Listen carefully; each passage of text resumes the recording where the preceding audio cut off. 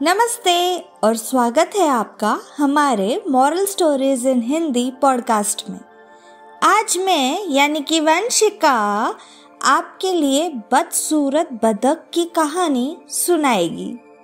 तो चलिए फिर शुरू करते हैं कहानी। गर्मियों के दिन थे।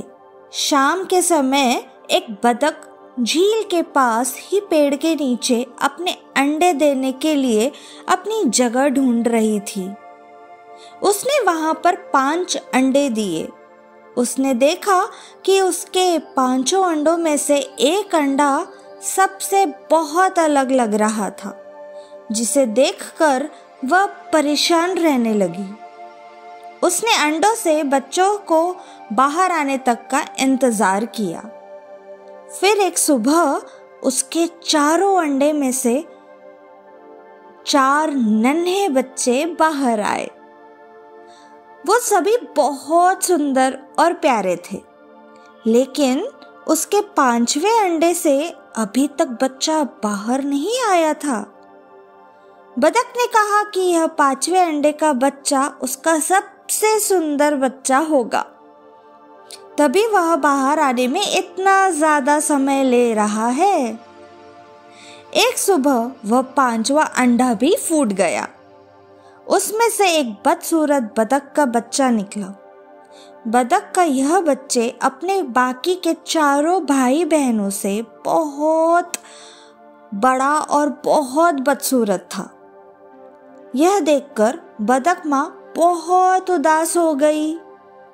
उससे उम्मीद थी कि शायद कुछ दिनों बाद वह बदसूरत बतख भी अपने भाई बहनों की तरह सुंदर हो जाएगा। कई दिन बीत जाने के बाद भी वह बतख बदसूरत ही रहा।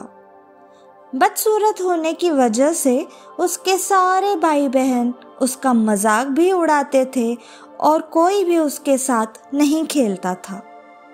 वह बदसूरत बतख का बच्चा बहुत उदास रहने लगा।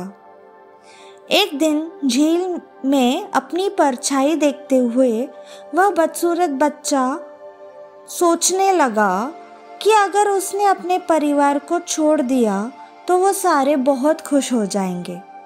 वह किसी दूसरे जंगल में चला जाएगा। यही सोचकर वह किसी घने जंगल में चला गया। जल्द ही सर्दियों के दिन भी आ गए। एक तरफ बर्फ की बारिश हो रही थी।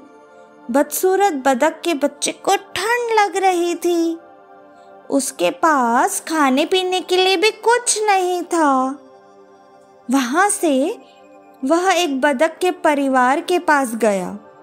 उन्होंने भी उसे भगा दिया। फिर वो एक मुर्गी के घर गया। मुर्गी ने भी उसे चोंच मारकर भगा दिया। उसी रास्ते में उसे एक कुत्ते ने देखा, लेकिन कुत्ता भी उसे छोड़कर चला गया।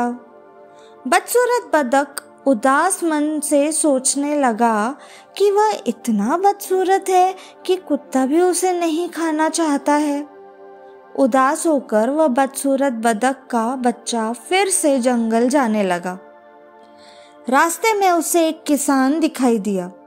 वह किसान उस बदसूरत बतख को अपने घर ले गया। वहां पर उसे एक बिल्ली परेशान करने लगी, तो वो वहां से भी भाग गया और फिर से एक जंगल में रहने लगा। कुछ ही दिनों में बसंत का मौसम आ गया। अब वह बदसूरत बतख भी काफी बड़ा हो गया था। एक दिन वह नदी के एक किनारे टहल रहा था। वहां पर उसने एक सुंदर राजहंसी को देखा, जिससे उसे प्यार हो गया। लेकिन फिर उसे लगा कि वह एक बदसूरत बतख है, इसलिए उसे वह राजहंसी कभी नहीं मिलेगी। शर्म से उसने अपना सिर झुका लिया। तभी उसने नदी के पानी में अपनी परछाई देखी और वह हैरान हो गया। उसने देखा अब वह बहुत बड़ा हो गया है और एक सुंदर राजहंस में बदल गया है। उसे यह एहसास हो गया कि वह एक हंस है। तभी अपने बाकी के बतख भाई बहनों से काफ़ी अलग था।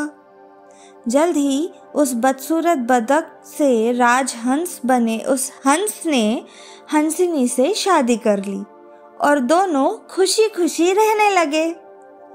दोस्तों, हमें इस कहानी से ये सीख मिलती है कि सही समय आने पर हर कोई अपनी सही पहचान कर सकता है, तभी वह अपने गुणों को पहचान कर अपने दुखों को दूर कर सकता है।